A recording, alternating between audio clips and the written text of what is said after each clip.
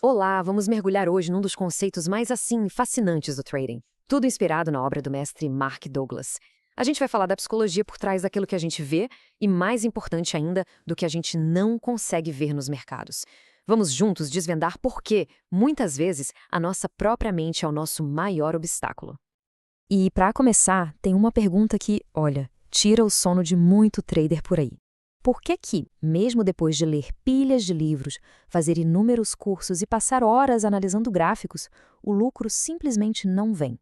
A resposta, como a gente vai ver, não está em acumular mais e mais informação, mas sim em como a nossa mente lida com tudo isso.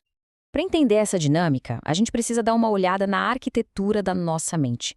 Segundo Douglas, o nosso ambiente mental não é algo físico, palpável.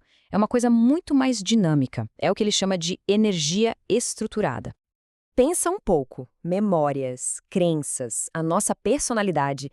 Nada disso ocupa espaço físico, certo? Mas assim como a eletricidade que acende uma lâmpada ou as ondas de rádio que trazem música até nós, elas são formas reais de energia. Elas têm uma estrutura, um poder que molda ativamente o jeito que a gente interpreta o mundo. É exatamente isso que o Douglas chama de energia estruturada. E é aqui que a gente chega numa distinção que é simplesmente crucial. A nossa capacidade de armazenar informação é, para todos os efeitos, infinita. Sabe, como essa energia não ocupa espaço, não existe o risco do nosso cérebro ficar cheio. Só que a nossa capacidade de aprender de verdade, de perceber o que está de fato acontecendo, essa sim é extremamente limitada. E essa citação do Mark Douglas resume tudo de forma perfeita. O verdadeiro gargalo não é a nossa memória, mas o nosso estado interno. A energia que a gente já carrega, as nossas crenças, os nossos medos, é ela que vai determinar o que a gente consegue ou não perceber do mundo lá fora. Mas como exatamente essa energia interna nos impede de ver as oportunidades? Bom, a resposta está no que o Douglas batizou de princípio da invisibilidade. Então, o ponto central é este. A gente não vê o mundo como ele é, a gente vê o mundo como nós somos.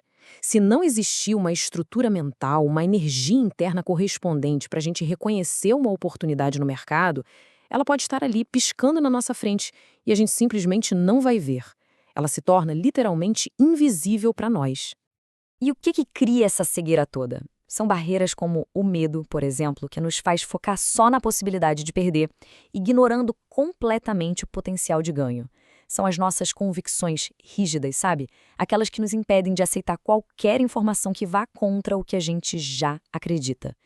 Cada uma dessas energias funciona como um filtro que ou distorce ou bloqueia por completo o que a gente consegue perceber do mercado. Agora, vamos ver um exemplo bem prático que ilustra isso perfeitamente. Vamos acompanhar a jornada de um trader e ver como a percepção dele sobre um simples gráfico de preços vai evoluindo. No comecinho, o novato olha para o gráfico e vê, bom, um monte de rabiscos. A informação está toda ali, mas falta tal da energia estruturada interna para conseguir decodificar aquilo. Conforme ele estuda, ele começa a criar essas estruturas mentais, o que é tendência, o que é um padrão, e de repente o gráfico começa a ganhar forma. E finalmente, o trader experiente olha para o mesmíssimo gráfico e vê um universo de possibilidades. A pergunta que fica é: o que foi que mudou aqui? A resposta é muito simples. O gráfico não mudou. A energia externa, a informação, continuou a mesma. O que evoluiu foi a energia estruturada dentro do trader. A mudança foi 100% interna. E assim, a gente chega na nossa conclusão. A lição aqui é muito poderosa e, honestamente, vai muito além do trading. O verdadeiro crescimento não vem de ficar acumulando mais e mais dados, mas sim de trabalhar naqueles filtros internos que nos impedem de enxergar a realidade como ela é. A gente pode escolher dois caminhos. Um deles é o da acumulação, ler mais livros, aprender mais padrões. Isso é útil, claro, mas é só armazenamento. O outro caminho é o da evolução, que é confrontar nossos medos, questionar nossas certezas. É nesse segundo caminho que a verdadeira transformação acontece. No fim das contas, a ideia central é essa. Para evoluir de verdade em qualquer área de alta performance, não adianta só armazenar informação. É preciso, antes de tudo, transformar a própria percepção. Então, fica a reflexão. Quais oportunidades podem estar bem na nossa frente, mas que a nossa energia interna atual simplesmente torna invisíveis? O que será que os nossos medos e as nossas convicções mais arraigadas não nos permitem ver? É algo para se pensar. Agradeço a companhia nesta análise.